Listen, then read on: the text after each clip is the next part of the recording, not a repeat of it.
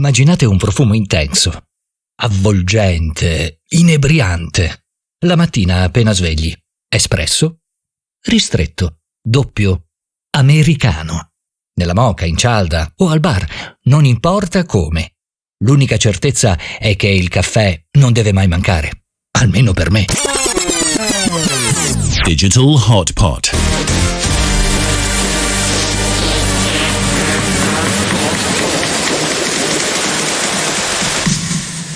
Il primo ingrediente della nostra Hotpot è in realtà una bevanda, oserei dire un nettare nero, conosciuto e apprezzato e consumato in tutto il mondo in grandi quantità. Sto parlando del caffè. Io personalmente non sono dipendente dal caffè, ma è sicuramente una pausa perfetta durante il giorno. Let us have a coffee break. For many people, coffee is like a religion. However, there are different ways to taste coffee, you know? American TV series have told us that you can taste coffee for hours in your mug during business meetings or walking when you are going shopping. While for most of the Italian people, coffee is a short break between a business meeting and another one. But what about China? This is quite interesting. We used to think about Chinese people are like they are tea junkies. However, it is common to see people in China who are coffee addicted. Sì, certamente. E se pensiamo agli Stati Uniti, la prima cosa che ci viene in mente parlando di caffè è la tazza piena di caffè americano o il bicchiere da asporto, direi quasi rigorosamente quello di Starbucks, per intenderci quello che vediamo nei film americani. Mentre in Italia il caffè è rigorosamente macinato ed espresso, preso al bar, tra l'altro è ancora più buono. Yes. Invece in Cina, per chi non la conosce da vicino, è difficile pensare a un mercato del caffè stabile e florido. Però oltre al tè, che rimane comunque una delle bevande preferite dai consumatori locali, c'è proprio il caffè. Pensate che il mercato del caffè in Cina ha avuto un boom tra il 2006 e il 2018, con un incremento percentuale del 500% in 12 anni. Il valore di mercato negli ultimi anni è cresciuto ancora e si stima che nel 2024 dovrebbe raggiungere i 330 miliardi di yuan, circa pressappoco 44,5 miliardi di euro, pensate. This is amazing. And, well, you know what? People in China are in love with coffee since late 80s. In fact, I don't know if you are aware about that, but in 1989, Nestlé exported instant coffee in China. While in 1999, Starbucks revolutionized the world of coffee in China. And the company opened the first coffee shop in mainland China. And as you can imagine, it was a huge success. People started identifying Starbucks as a status symbol. And it was like being international with Chinese characteristics. So remaining in China without going outside, without going to the United States, but we're like the United States that came to China. And there was a new word for coffee at that time in China. Esatto, internazionali, rimanendo in Cina e mantenendo le peculiari caratteristiche cinesi. Questo è ciò che ha reso Starbucks un brand di successo in questo mercato. Infatti, in Cina, ancor più che in altre realtà, esportare l'idea del caffè non è sufficiente. Occorre soprattutto adattare qualunque prodotto al gusto locale, aggiungendo però degli attributi tipicamente cinesi, giusto? Yeah. Dico bene? Yes, you're right. Starbucks was the first one that had this brilliant idea, but time passed by and other coffee companies decided to land in China with their coffee shops. For example, Costa Coffee, that is like a great coffee shop also in London. When we were in London together, we took coffee many times to Costa Coffee. Do you remember? And among others, like Costa Coffee passed the China test. And this is one of the most appreciated coffee shops, especially in big cities like Beijing, Shanghai, and so on.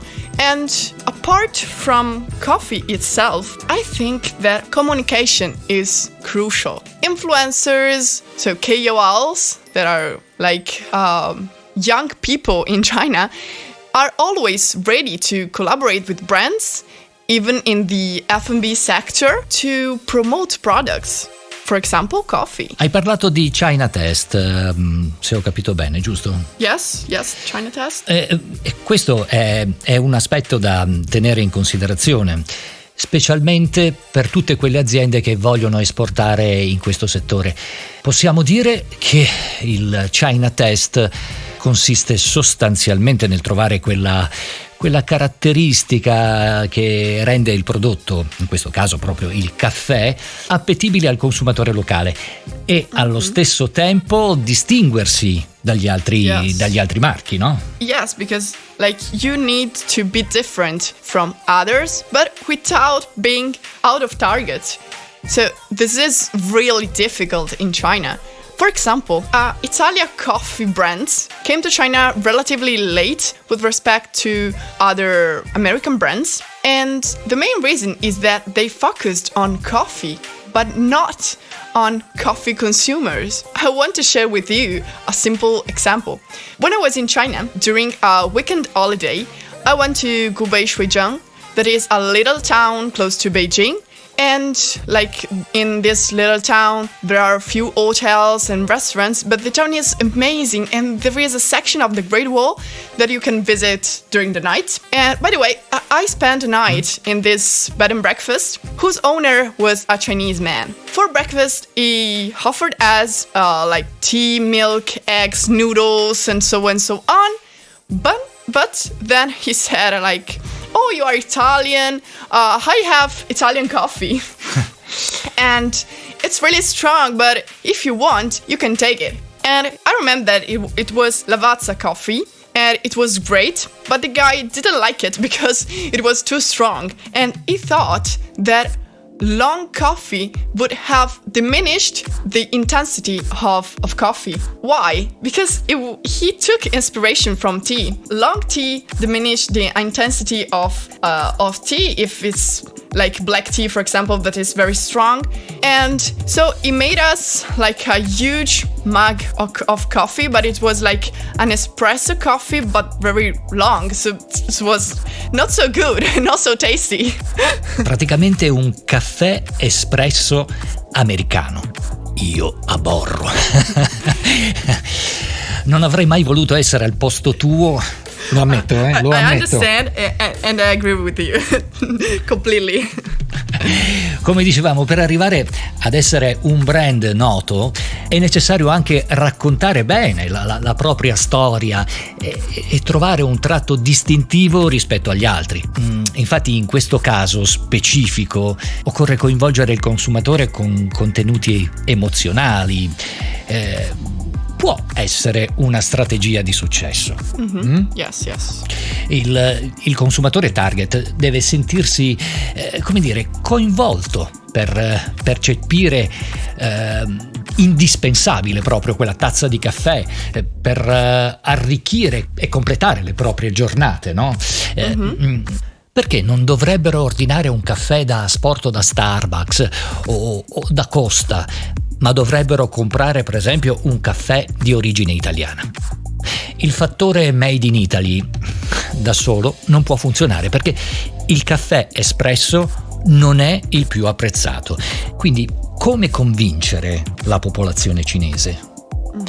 Chiaramente ci sono marchi come Illy o Lavazza che hanno fatto leva sulla qualità dei chicchi di caffè che esportano in Cina da anni, ma forse questo non basta.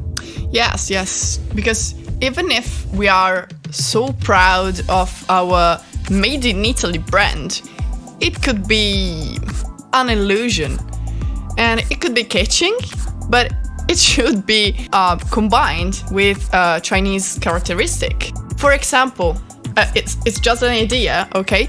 But a slogan like Italian taste matches with matcha, like funding a new recipe, something dedicated to the Chinese audience, and then spread the slogan on social media, for example, WeChat groups, because in this case, WeChat groups are crucial, even more important than WeChat official accounts, because people need to try the product, need to be sure about the taste, and starting with samples, gifts, and local resellers would be a great starting point. And then you need to engage people, and they need to share their experience with the product in local coffee shops. And this could be the initial stage of a business company in China, a coffee company in China. But one of the main problems for international companies is the budget for entering the Chinese market. With coffee, it could be quite easy. Soluble coffee could be an easy sample, that companies could send to potential customers. And, you mentioned Lavazza. You know that this company opened a flagship store in Shanghai in 2020 thanks to a joint venture with a Chinese partner. It is a common way to enter the Chinese market. Joint ventures, local partners, and so on. Sì, la chiave è proprio trovare qualcosa di nuovo, di accattivante, insomma, un nuovo modo di comunicare. Noi abbiamo parlato dei grandi brand, ma se noi pensiamo alle piccole e medie imprese che vogliono entrare in questo enorme mercato, viene difficile pensare che riescano a trovare un loro spazio in città come Pechino, come Shanghai, ormai sature di caffè. Mm-hmm. Quindi potremmo dire che tra gli ingredienti per avere successo in Cina, ovviamente nel mercato del caffè, dobbiamo includere la componente locale. Trovare il proprio posto, magari nelle città di seconda o terza fascia. Yes. Infatti in queste realtà c'è più margine di sperimentazione. I consumatori iniziano ad avere maggiore potere di acquisto e a ricercare prodotti di nicchia per poi postare la loro esperienza di acquisto sui social media. L'esempio che facevi tu, Giada, riguardo allo slogan "Il gusto italiano incontra il matcha" è un buon punto di partenza. Io me lo immagino come un caffè istantaneo che ha il profumo del nostro espresso, mm-hmm. ma un colore verde tipico del matcha.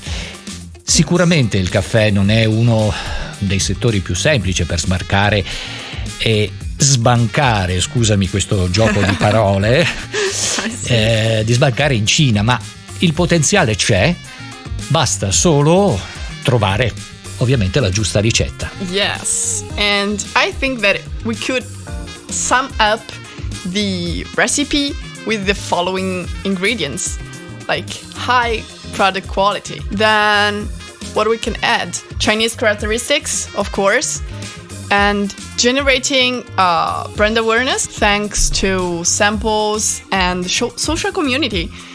And, as you mentioned, second and third tier cities as a target. And finally, local partner, because you cannot enter the Chinese market without any local partner. Maybe at the initial stage you can, but at the end you need someone else with you, hand by hand. And then I was thinking that another interesting point should be understanding which social media, which platform or media channel in general would be better to promote the product. In this case, I would say Douyin, because making short videos, like for example drinking coffee or making coffee, would engage customers a lot. Ma i video virali potrebbero essere un buon modo per iniziare a farsi conoscere dal pubblico locale. Anche un sito web totalmente in cinese che racconti la storia del brand è fondamentale. Tra l'altro c'è anche la componente salutista e i benefici della bevanda. I consumatori cinesi sono sempre più attenti a questo aspetto, quindi mettere in luce i valori nutrizionali o come abbinare il prodotto a un sano stile di vita potrebbe creare maggiore interesse verso il brand. Totally. Così come l'ecosostenibilità, ad esempio tazze biodegradabili o messaggi tipo ogni 100 tazze vendute piantiamo un albero nello Yunnan, dove peraltro ci sono coltivazioni di caffè. Questa potrebbe essere una strategia. Cosa ne pensi, Giada? Yes, you got a point. Well, these two aspects are top trends in China. We have many ideas about how to sell coffee in China. So we should open a business about coffee, but we should discuss the business model. Maybe in front of a tasty cup of coffee? Certo, però io bevo solo l'espresso, eh? Okay, for me, an americano, thank you. Ti avviso. Okay, great.